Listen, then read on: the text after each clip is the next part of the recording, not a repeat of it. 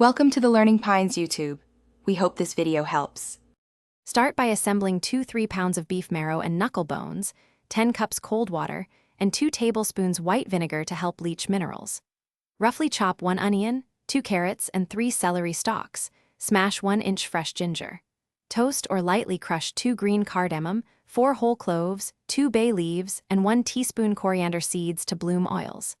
Add 1 teaspoon black peppercorns and a pinch of salt now if you prefer, or reserve salt for the last hour of simmering.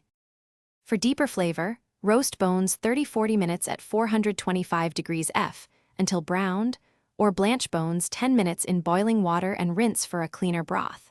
Transfer bones and vegetables to a large stock pot, add 10 cups water and the prepared spices, then bring to a boil and immediately reduce to a low simmer. Maintain a gentle simmer for 8-12 hours, keeping the surface barely moving and skimming foam in the first hour to reduce cloudiness. When the broth has simmered 8-12 hours, remove bones and vegetables and strain the liquid through a fine mesh sieve into a heatproof bowl. Cool slightly at room temperature no more than 2 hours, then refrigerate. Fat will solidify on top and can be removed for clearer broth or reserved for cooking. Store refrigerated up to 5 days or freeze in 1-cup portions for up to 6 months.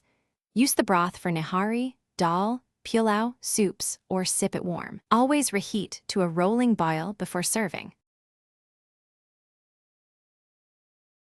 Thanks for watching. Consider subscribing if we helped you.